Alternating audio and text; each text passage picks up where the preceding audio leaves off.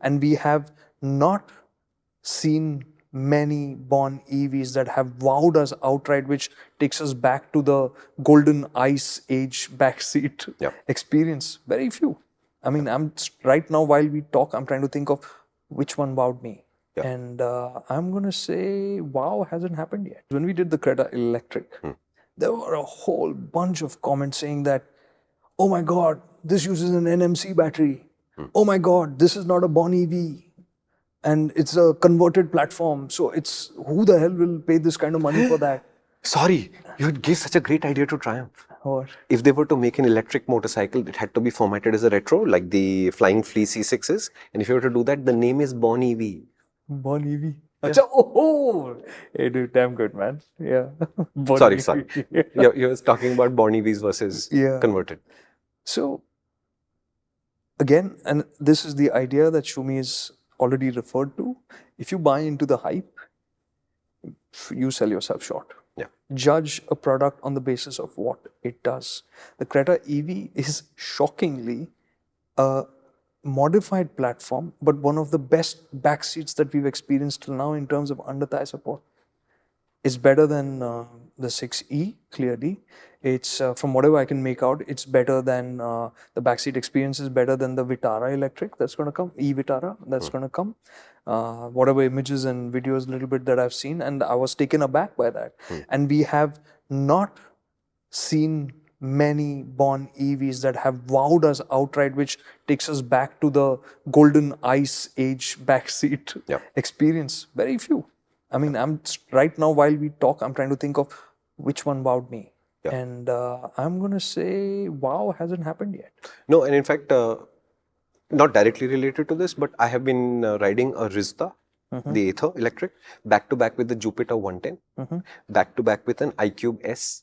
So there's 3 scooters in the mix, and there's 1 IC in there and 2 EVs. And when you're riding them by themselves for a view story, for example, you don't really notice any ergonomic issue with any of the 3. They're all comfortable, right? When you ride them back to back, you suddenly realize that your knees go up on the electrics because the battery packs are high. And I think I was experiencing a Taiwanese electric scooter that had been brought to India for some R&D purpose or something, and I was riding that, and that had like that thick floorboard because they'd double stacked the battery, if I remember correctly.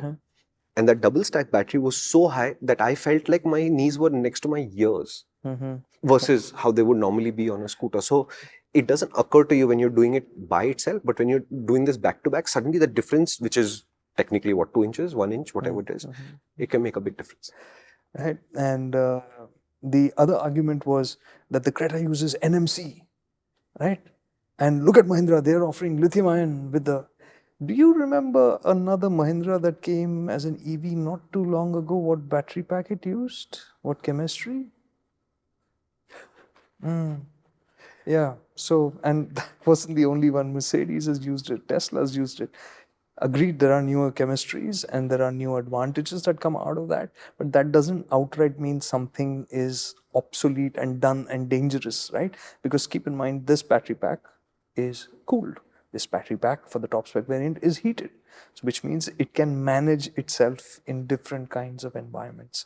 So the only thought is, remember that when you feel so strongly about something, just cross-check with the experience.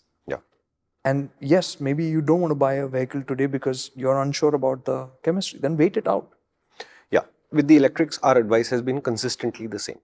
This is a new thing.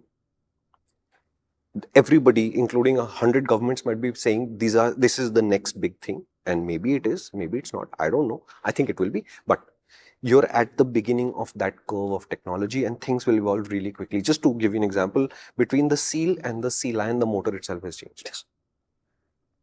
If they're revving out to 23,000 and saying 23,000 is awesome, you can bet that 50,000 RPM is coming next.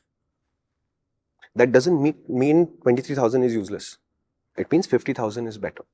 Tomorrow they will sell you 2 cars with 23,000 RPM motors and 2 cars with 50,000 RPM motors. If this works for you, there is no reason why you should be paying extra for these. And if this doesn't work for you, please get these. This is going to happen to batteries over and over again just because of the amount of sheer concerted effort all over the earth to develop ever better and different kinds of batteries. And remember, I'm saying better and different. The sodium batteries are considered much cheaper to make, they're much safer, etc., etc. They don't have the charge density. So they will go to smaller cars which will be designed for urban runabouts.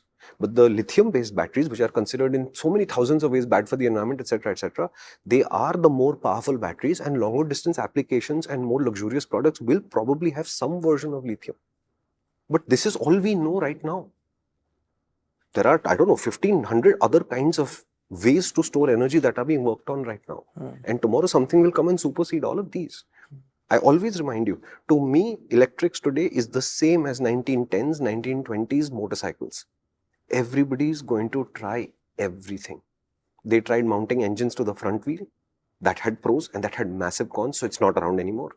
They tried doing 1 cylinder, 2 cylinder, 3 cylinder, 4 cylinder, 5 cylinder, 7 cylinder. Short of putting 8 cylinders in somebody's back pocket, they've tried everything. Some of these solutions had such strong pros that they won out. And today, 100 years later or something, we have relatively stable ICs where many things are predictable. EVs will not reach that state for another 4 to 5 years minimum. Lots of stuff is about to change. If this worries you, I'm not saying they're unstable today. I'm saying more stable products will come tomorrow. And if this worries you, you are not ready to buy an electric yet. Simple. I was at one point doing this course about EV engineering EVs, you know. And in that, the professor made a very interesting point. You can't just pick a chemistry and say, this is it.